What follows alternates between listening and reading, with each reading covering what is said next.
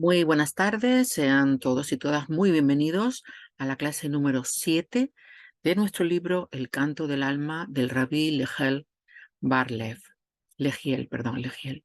Hoy vamos a hablar de las Sefirot. Vamos a definir primero qué son Sefirot.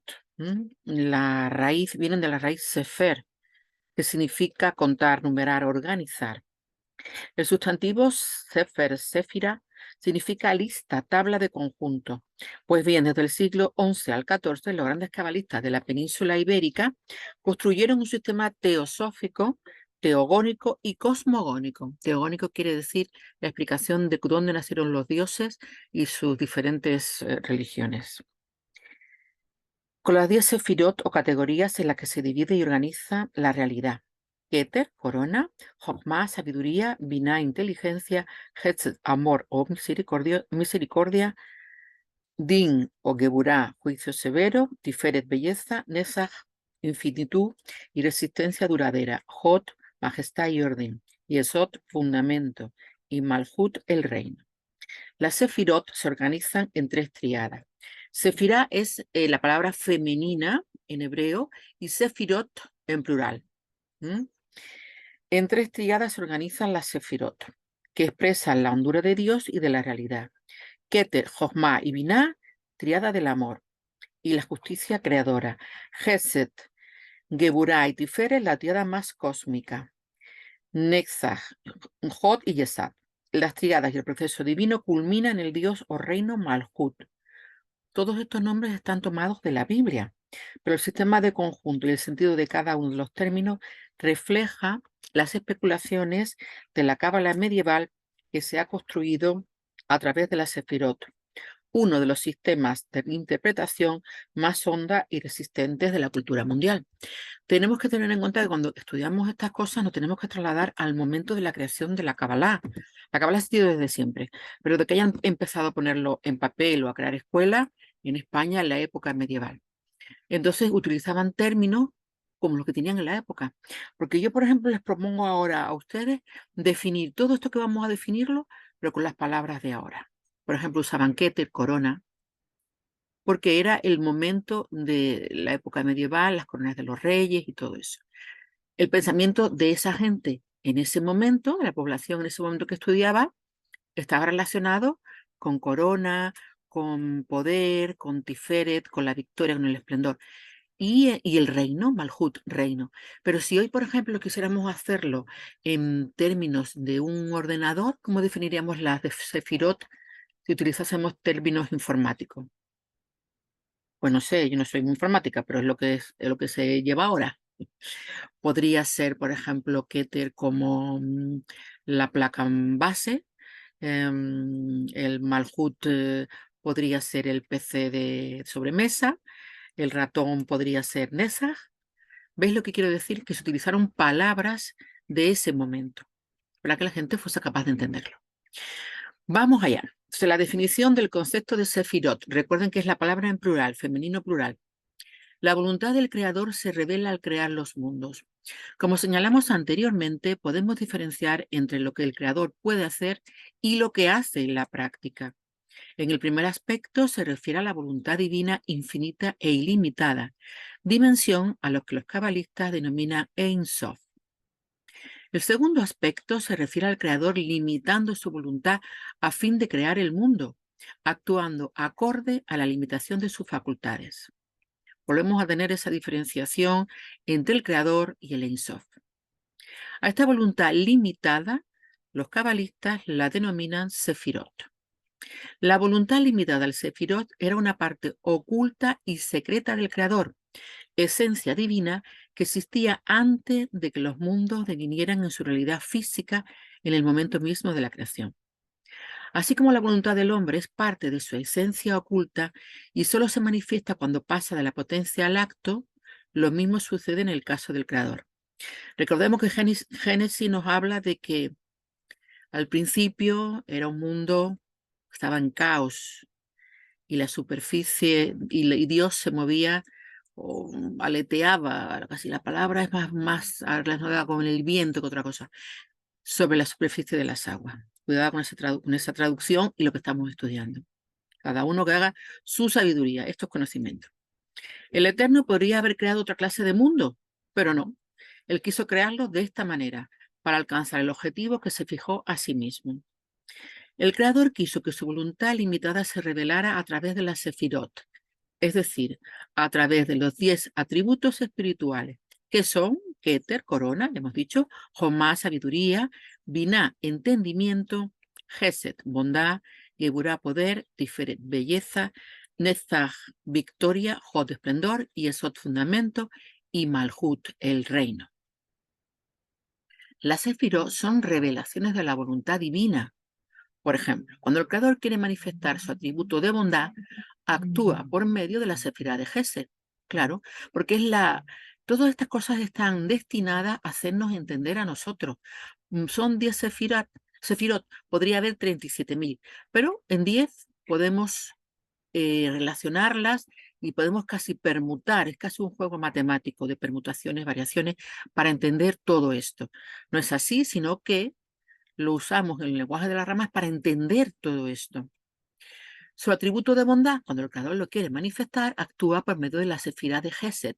Y cuando quiere revelar su característica de poder, si se lee Gesed, cuando hay dos es en hebreo, se acentúa la primera a la izquierda. Para nosotros, nuestra primera a la izquierda. Y cuando quieren revelar sus características de poder, actúan por medio de la sefirá de Geburah. También significa din, juicio. La existencia misma de la bondad y el poder indican que el Creador quiso crear esta realidad, la cual se manifestó a través de las sefirot correspondientes. Es decir, toda acción que esté ligada a una de esas características, por ejemplo, la de la bondad, tiene su raíz espiritual individual en el mundo superior. Y lo mismo sucede con las acciones ligadas a los demás atributos. Estas raíces son iluminaciones, son expansión de la voluntad divina, cuya fuente es el infinito, el Ein Sof, recuerden. Y las Sefirot son los instrumentos a través de los cuales se expande la luz del mismo. En otra palabra, las Sefirot son el instrumento del que se vale la voluntad divina para revelarse. Cuando la luz infinita, que es la voluntad misma del Creador, se difunde a través de la Sefirá de Gesed, la raíz que emerge de esta sefirá es la fuerza espiritual que otorga existencia y sostiene los actos de entrega y generosidad, de las que somos testigos en nuestro mundo. Ya que no hay ninguna acción que no esté ligada a una de las 10 sefirot, concluimos entonces que las sefirot son el instrumento por medio del cual se revela la voluntad divina, es decir, la voluntad de otorgar existencia y sustentar la realidad entera en todos sus detalles. Y a mí me gusta mucho poner de ejemplo el juego de Mario Bros. El juego de Mario Bros, donde tú entras en un mundo donde tienes que pasar unas pruebas, hay pruebas más de Gesed, hay pruebas más de Geburah. Todo esto es la intención de explicarlo en palabras que pudiésemos entenderlo. Las Sefirot emanaron del Creador con el propósito de crear el mundo. Esto puede compararse a un director de empresa que delega sus funciones a un asistente para crear un nuevo departamento de ventas. Las facultades del asistente constituyen parte inseparable de las facultades del director, solo que el director quiso delegar sus atributos de forma limitada para lograr una meta determinada, que no fuese impuesta por el director mismo. Perdón, que fue impuesta por el director mismo. El ayudante no actúa solo, sino que obtiene su poder permanentemente del director, quien, en el momento en que desee interrumpir las funciones de su asistente, dejará de otorgarle poder, y solo con esto cesará la autoridad del delegado. De modo similar, el Creador emanó la Sefirot.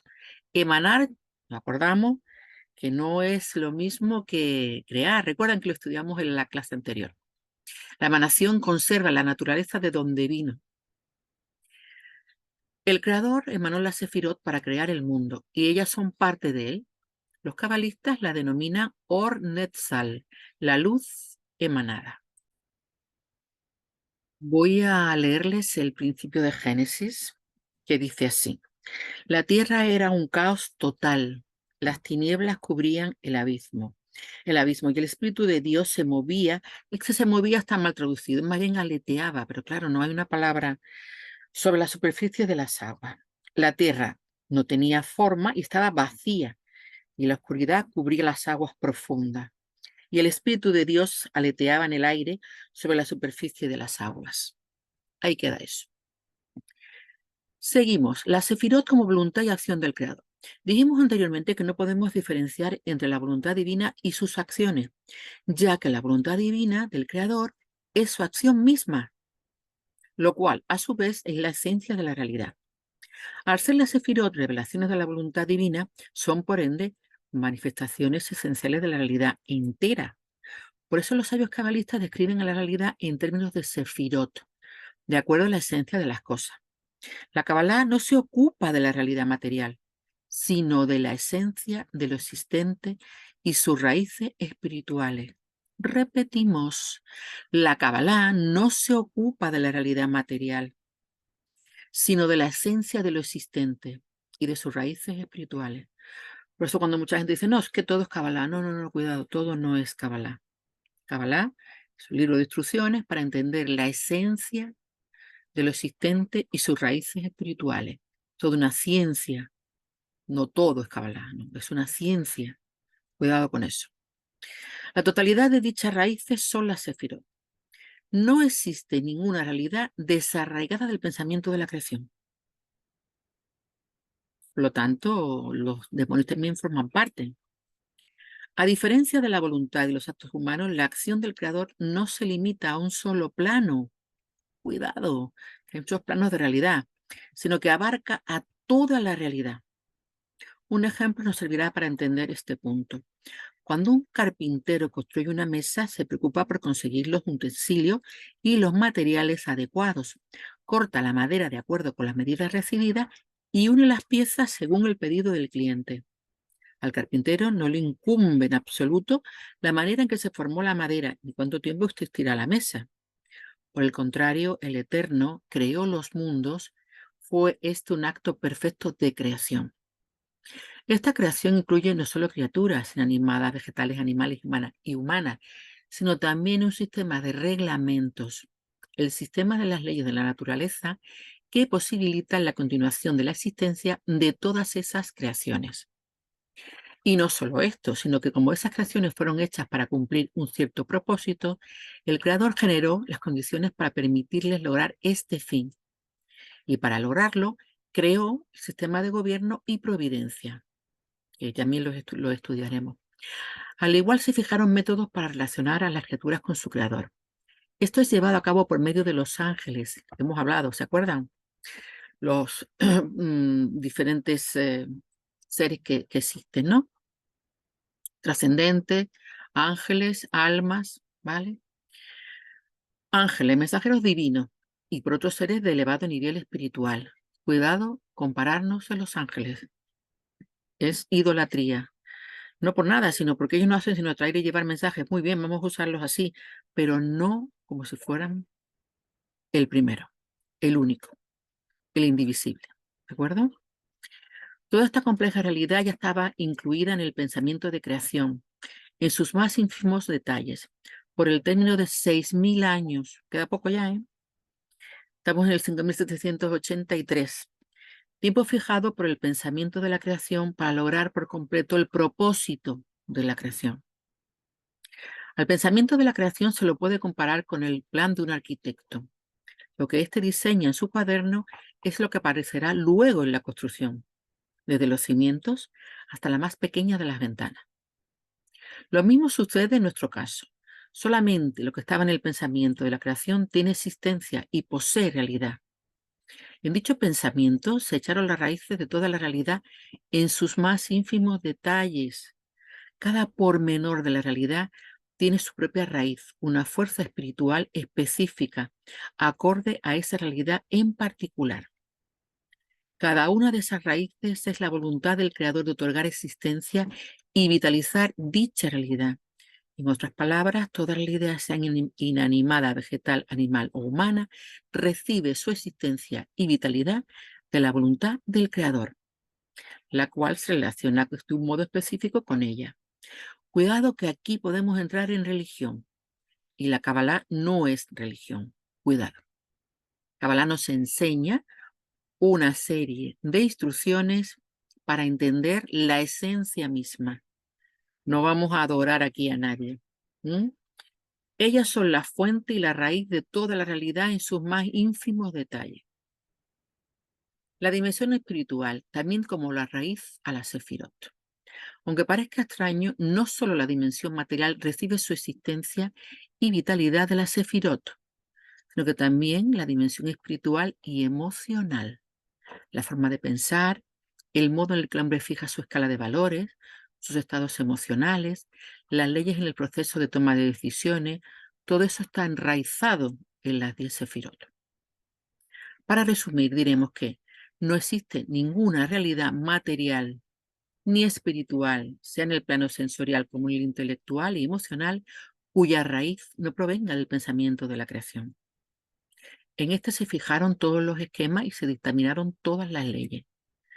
En la estructura de las sefirot y la forma en que se ligan o encadenan unas con otras, fue sentada la base de todo el sistema de leyes y órdenes, de acuerdo a las cuales obramos, consciente o inconscientemente. Se fijaron la base de todo el sistema de leyes y órdenes, de acuerdo a las cuales obramos, consciente o inconscientemente. Las sefirot son la esencia de la realidad, son la absoluta y verdadera realidad. Y todo lo que confirmamos como existente en torno nuestro es la concretización del pensamiento de la creación, concretar el pensamiento, la realización en acto de este pensamiento. La voluntad divina es la perfecta unidad. A pesar de referirnos a la voluntad divina limitada, las 10 sefirot no debemos entender que la voluntad divina se divida en partes. Por el contrario, la voluntad divina, que es la esencia de toda la realidad, es una perfecta unidad. Difícil de entender para nosotros, por eso usamos este lenguaje. Somos incapaces de comprender el concepto de esencia perfecta y por eso usamos términos como voluntad limitada, para acercarnos a la idea. Ya lo dije el otro día, ¿cómo le explico yo a una hormiga qué es la NASA? Tendré que explicar cosas o palabras o vamos a nosotros ya. ¿Cómo le explico yo a mi bisabuela un teléfono móvil? No sé, un ladrillo con el que puedes hablar con el abuelo que está allá en la Quinta Repámpana. Es difícil, entonces tengo que usar palabras que pueda entenderla. ¿Mm? Bien, más aún, debido a la pequeñez de nuestro intelecto y a la limitación del alma por estar cautiva en un cuerpo material, no podemos comprender ni captar conceptos espirituales abstractos. Por eso solo podemos hacer referencia a las acciones del Creador, las que somos capaces de describir intelectualmente. Por ejemplo, no cabe duda que el Sol es uno y sin embargo lo percibimos de modos diversos. Su luz es captada por nuestra vista y su calor por la sensación que produce en nuestro cuerpo. Más a causa de esto, no concluiremos que el Sol está dividido en dos, solo porque nuestra mente está limitada a una percepción gradual. ¿Acaso un camino de 100 metros lo consideramos como 100 unidades por el hecho de que el hombre solo puede correr esta distancia en 100 pasos? Podemos compararnos a un niño aprendiendo a leer, el cual se detiene ante cada letra hasta unirlas en una palabra, para poco después unir una palabra con la otra. Desde la perspectiva del niño, el libro está compuesto por miles de unidades. Por otra parte, un lector experimentado leerá el libro rápidamente y a su vez un excelente lector que conoce perfectamente el libro recorrerá de un vistazo todo su contenido, considerándolo como una unidad. En la esencia de la voluntad divina no existe división ni límites, y la realidad entera está unida al Creador en total y perfecta unidad. Vamos ahora con la relación entre el cuerpo y el alma. Se asemejan a la relación del Ein Sof, el infinito, con la Sefirot. Para acercarnos más al concepto de Sefirot, podemos tomar como ejemplo la relación que existe entre el cuerpo y el alma. Nuestro cuerpo está formado, compuesto de muchos órganos, y a cada uno le corresponde una función específica. Los ojos ven, los oídos oyen, etc. Todos los órganos del cuerpo están regidos por el alma. Nos referimos, al decir alma, a los 3 niveles en conjunto, Nefesh, Ruach y Neshama. Recuerden, Nefesh era el hígado, Ruach, corazón, viento, ruach significa viento, no espíritu, viento, y neshama, el cerebro. Cuando decimos neshama, englobamos a estos tres. El alma es la fuerza concreta e indivisible que vitaliza y activa a todos los órganos de nuestro cuerpo. Aunque el alma sea una sola fuerza, cuando activa los ojos, el resultado es la visión. Y cuando la misma fuerza espiritual activa los oídos, la consecuencia es oír. Otro ejemplo, cuando una corriente eléctrica proveniente de una sola fuente activa a un acondicionador, que no lo digo, de aire, el resultado es que se obtiene el aire frío. Cuando la misma corriente eléctrica activa un radiador, será aire caliente. ¿Cómo es posible? Esto se me quedó una vez muy claro porque alguien me explicó tener el alma o no tenerla. Imagínate una mosca, ¿no? La mosca está volando. De repente la matamos.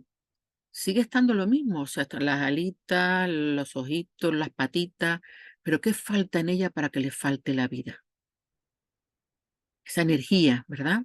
Esa energía que se activa a los ojos cuando el resultado es la visión, el alma cuando quiere oír. Todo eso lo entendí yo así. ¿Cómo es posible? El motivo es muy simple. Aunque la corriente eléctrica es la misma, los instrumentos activados por ella difieren unos de otros. Lo mismo sucede en nuestro cuerpo. El alma es una sola fuerza espiritual, pero cuando está activa a los ojos, el resultado es la visión. Y así sucede con todos los órganos. Volviendo a nuestro tema de análisis, diremos que el infinito es una unidad completa, una absoluta perfección, de modo que no podemos adjudicarle al Creador atributos tales como la ira o la compasión. No podemos adjudicarle al Creador atributos tales, al Creador, al Ein Sof, como la ira o la compasión. ¿Por qué? Porque estarían violando la unidad. Las sefirot son los instrumentos que utiliza el Creador para actuar a través de ellos. Cuando el Eterno quiere obrar con generosidad, envía su luz y su voluntad a través de la sefirá de Gesed. Y el resultado de esta acción es lo que conocemos y definimos como entrega o generosidad. Difícil entender la diferencia, pero es como que para poderse realizar alguno de estas entregas o generosidades tiene que salir la luz y ir a la sefirá de Gesed. Las sefirot son los actos del Creador y por lo tanto reciben en su interior la esencia de la luz infinita, la esencia de la voluntad del Eterno. Y cada una de ellas actúa conforme a las características y a las cualidades que les asignó el Creador. Para evitar confusiones, recalcaremos nuevamente que estamos refiriéndonos a las raíces espirituales de la realidad, a la esencia de la misma, estudio de la Kabbalah, no al aspecto material. Si bien la realidad material es producto de dichas raíces, del encadenamiento ex nihilo, crear de la nada, en este punto estamos refiriéndonos a la etapa del pensamiento de la creación. El trasfondo espiritual de la realidad, la que estamos familiarizados. Ahora definiremos la sefirot de nuevos ángulos y perspectivas. Cuando oigan todo esto, les va a parecer como muy complicado, como muy rochorrollo, como que esto no lo entiendo. No importa. Léanlo, escúchenlo, quédese con la idea. Esto es como un puzzle. Estas son las piezas. Y de repente, un buen día, una pieza de esto que tenían aquí encaja con otra cosa y llega la sabiduría. Esto es el conocimiento. ¿De acuerdo? Sigamos. Las sefirot son la totalidad de los atributos del Creador. Las sefirot son la totalidad de los atributos que adjudicamos al Creador, basándonos en sus actos. Recuerden, no le podemos adjudicar ni ira ni compasión. ¿Por qué? Porque dejaría de ser una unidad. Difícil de entender, pero ven esa pieza de ahí pendiente. Cuando le adjudicamos atributos como bondad, poder o compasión, no nos referimos a la esencia divina, porque no podemos darle ningún atributo al Creador, ya que estaríamos limitándolo. Cuando decimos que el Creador es en esencia misericordioso, le estamos negando la posibilidad de ser cruel en su esencia. Sin embargo, cuando decimos que tiene inmensa bondad, la intención es que Él actúa a través de la Sefirot, y en este caso en particular la consecuencia es la bondad. Las Sefirot son lo que nosotros adjudicamos al Creador de acuerdo a sus actos y no a su esencia. ¿Claro esto? Seguimos. Las sefirot son la propagación de la santidad y el resplandor superiores. Hasta aquí recalcamos que las sefirot son poderes del Creador y su voluntad de dar existencia a las criaturas y mantenerlas vivas. Pero además de su acción en el plano material, las sefirot representan también la propagación de la santidad y el resplandor superior. Las sefirot ejercen su influencia y otorgan abundancia espiritual y santidad a todos los seres merecedores de ello, de modo que los hombres puedan ejercer el servicio a su Creador, ascendiendo espiritualmente hasta llegar a un total apego a Dios. El Creador es la fuente de la santidad, la pureza y la perfección, y de él salen las luces, la esencia infinita que influye en sus criaturas. Voy a proceder una pausa. ¿Qué creen ustedes que es la luz que han pintado a los santos en los cuadros de la antigüedad? Ahí lo dejo. Contesten si quieren a través del WhatsApp o a través del chat de YouTube. Bien, cada ser creado posee los medios para percibir estas iluminaciones de santidad. Cuando un hombre hace el bien, atrae hacia sí santidad y pureza, y merece regocijarse con el resplandor de la divina presencia. Esta propagación de la santidad y la iluminación superiores se efectúa a través de las sefirot, que son los canales conductores de la influencia espiritual que llega a los seres creados. Las sefirot como modelos del proceso de configuración de toda la realidad. Las sefirot son modelos y ejemplos de cómo se produce la materialización de la creación, y no solo la primera creación descrita en el Génesis exclusivamente. Las sefirot son modelos y ejemplos de cómo se produce la materialización de la creación, y no solo la primera creación descrita en el Génesis exclusivamente. Todo tipo de existencia en todos sus niveles desde siempre surge de acuerdo al modelo que fijó el Eterno en la creación del mundo, y el cual se expresa en la estructura de la sefirot. El principio de concatenación de causa y efecto, concatenar quiere decir que toda causa le sigue un efecto, para bien y para mal. El principio de progresión gradual, es decir, la idea primaria de todos los procesos de desarrollo, se expresan ante todo en la sefirot. Estas son el devenir de la existencia de toda la realidad. Más adelante usaremos ejemplos para explicar cada una de las distintas perspectivas. Hagamos un resumen antes de terminar. Dice, definimos a la sefirot de diferentes puntos de vista, pero debemos recordar que, independientemente de cómo lo hagamos, debemos tener siempre presentes los siguientes aspectos. Las sefirot no están separadas del Creador, sino que son la luz emanada de él para servir a la creación. Las acciones de las sefirot son iluminaciones enviadas por el Creador, centelleo de luz espiritual que se expande desde su fuente y que toma contacto con las criaturas aunque sin desconectarse de su origen, porque son emanadas.